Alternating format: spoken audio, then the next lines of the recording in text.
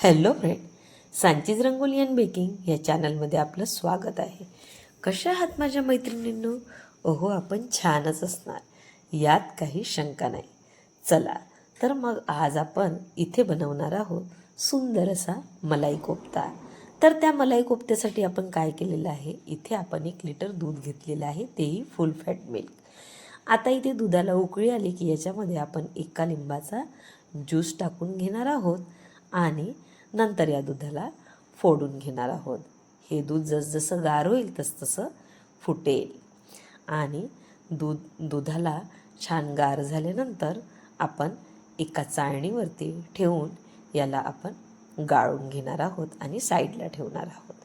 आता इथे ग्रेव्ही बनवण्यासाठी मी 1 कांदा, 4-5 काजू, दालचिनी, 4 लवंगा, 4 वेलची, 1 चम्मच खसखस, मगजबी, सूर्यफूल आणि पंपकिन सीड असं सगळं आपण 1 ग्लास गरम पाणी उकळत ठेवलेलं आहे. त्यामध्ये हे सगळं साहित्य आपण टाकून घेणार आहोत आणि छान मस्त सॉफ्ट होईस्तोवर या सगळ्या साहित्याला शिजवून घेणार आहोत.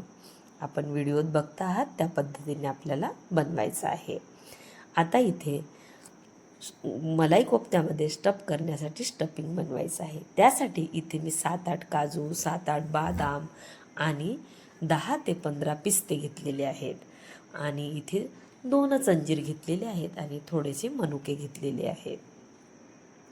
तर आपण इथे एक क्रशर घेऊया आणि त्या क्रशरवरती काजू, बदाम आणि पिस्ते आपण क्रश करून घेऊया आणि अंजीर आणि जे आपले मनुके आहेत त्याला आपण चाकूच्या साहाय्याने बारीक बारीक चॉप करून घेणार आहोत आणि या सगळ्या साहित्याला एकत्र मिक्स करून घेणार आहोत.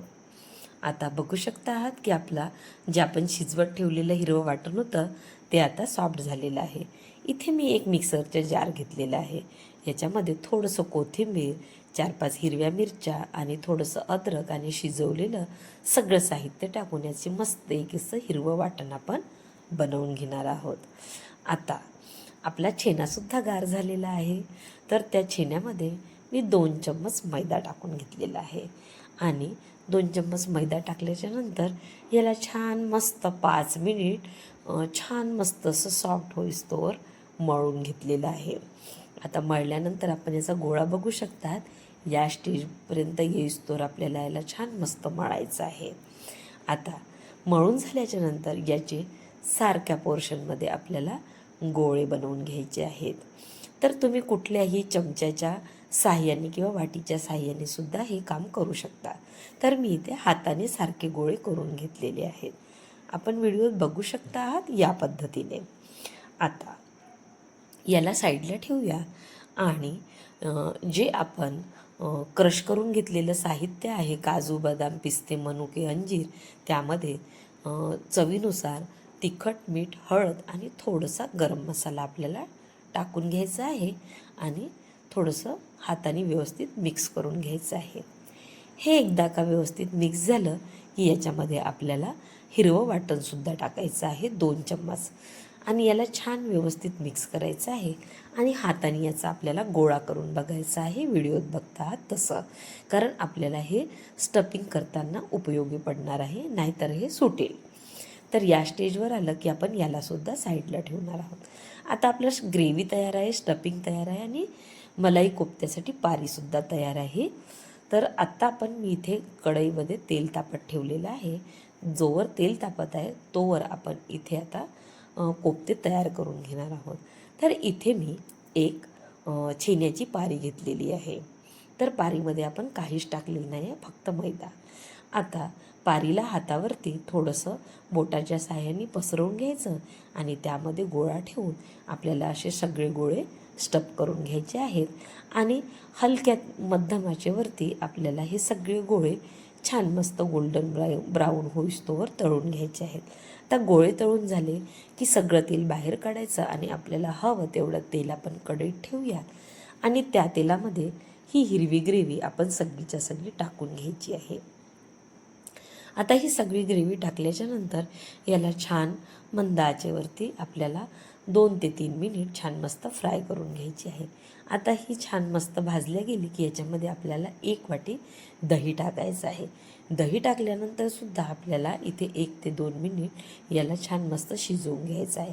शिजल्यानंतर याच्यामध्ये आपल्याला तिखट, मीठ आणि हळद आणि थोडासा गरम मसाला टाकून घ्यायचा आहे. तेल सुटेस्तोवर याला मस्त आपल्याला परतून घ्यायचं आहे. व्हिडिओत बघता आहात त्या पद्धतीने इथे तेल सुटलं या स्टेजवर की याच्यामध्ये थोडंसं आपल्याला हवी तेवढी आपल्याला ठीक अशी ग्रेव्ही करायची आहे, जास्त पातळ नको. आणि इथे आपल्याला मी इथे बिना तेलाच्या चपात्या बनवून घेतलेल्या आहे. आपण तेलाच्या सुद्धा पराठे बनवू शकता इथे. आता आपले पराठे रेडी आहेत, मलाई कोफ्तासुद्धा रेडी आहे. आता इथे मी दाल तडका बनवत आहे. तर मी इथे गॅसवरती एक पॅन ठेवलेला आहे. त्या पॅनमध्ये थोडंसं तेल, तिखट, मीठ, हळद आणि थोडंसं हिंग आणि थोडासा गरम मसाला टाकून घेतलेला आहे. हा तडका आपण डाळीवरती टाकून सुंदर असा दाल तडका आपण बनवून घेणार आहोत. आता आपला सगळा स्वयंपाक रेडी आहे. आता आपल्याला प्लेटिंग करायची आहे.